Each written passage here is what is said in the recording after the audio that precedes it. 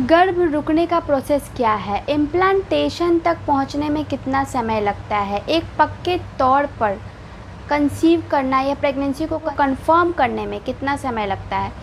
चलिए शुरू से मैं इसके बारे में आप लोगों को बताने की कोशिश करूंगी कि पीरियड के बाद से किस किस तरीके से एक 1 बाय 1 स्टेप्स होते रहते हैं और किस तरीके से पक्के तौर पर कितना समय लगता है एक गर्भ को रुकने में। चलिए इस वीडियो को शुरू करते हैं।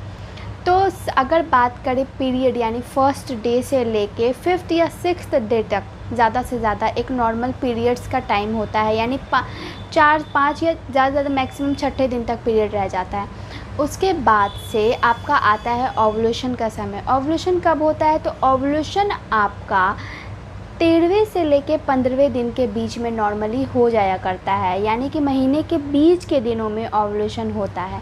ओव्यूलेशन यानी कि ओवरी या अंडाशय से हर महीने एक अंडाशय से सिर्फ एग बाहर आता है, एक हेल्दी एग जो है वो बाहर आता है और वो वेट करता है मैक्सिमम 24 घंटे तक, 24 से 36 घंटे तक ही वो वेट करता है बाहर।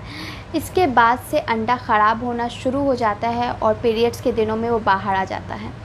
तो 24 से 36 घंटे तक ही एक हेल्दी एग जो है वो आपके फेलोपियन ट्यूब तक पहुंचता है और वहां इंतज़ार करता है फर्टिलाइजेशन का। अगर फर्टिलाइजेशन हो जाता है उन घंटों के बीच में तो फिर एग जो है फर्टिलाइजेशन होने में 36 घंटे के अंदर ही स्पर्म आके मिलता है और फर्टिलाइजेशन का प्रक्रिया पूरा करता है।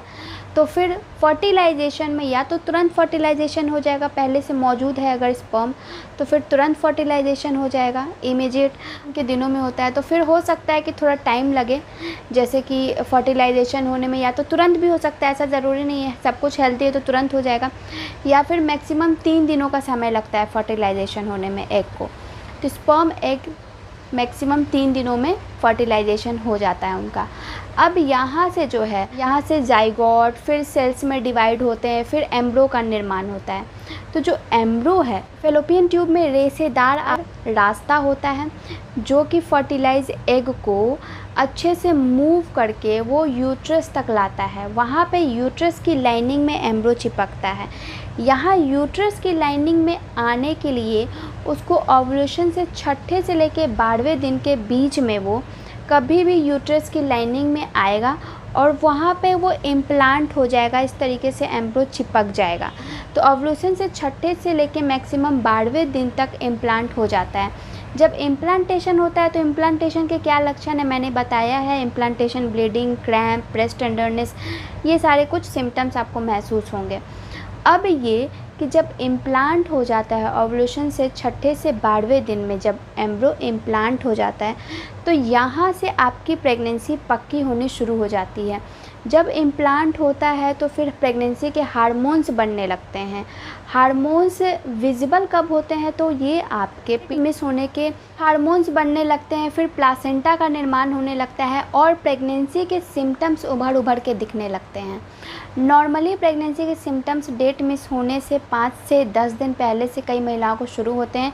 वहीं कई महिलाओं को डेट मिस यानी डेट के आसपास से ही 2 या 3 दिन के आसपास से ही प्रेगनेंसी के सिम्टम्स दिखने शुरू हो जाते हैं, जैसे वीकनेस होना, चक्कर आना, ये सारे सिम्टम्स, डेट मिस होना, ये भी सिम्टम्स है एक, तो वो सारे कुछ दिखने शुरू हो जाते हैं। अगर बात करें तो डेट मिस होने से 5 से 10 दिन पहले एक महिला प्रेग्नेंट हो जाती है और वो पता कब करती है, कंफर्म करती है तो डेट मिस होने के 1 से 2 दिन बाद या 5 दिन बाद आप टेस्ट करो, आपको पता चल जाएगा। आई होप कि आपको ये वीडियो पसंद आया हो। वीडियो पसंद आया तो वीडियो को लाइक, चैनल को सब्सक्राइब और कमेंट करते जाएं। धन्यवाद।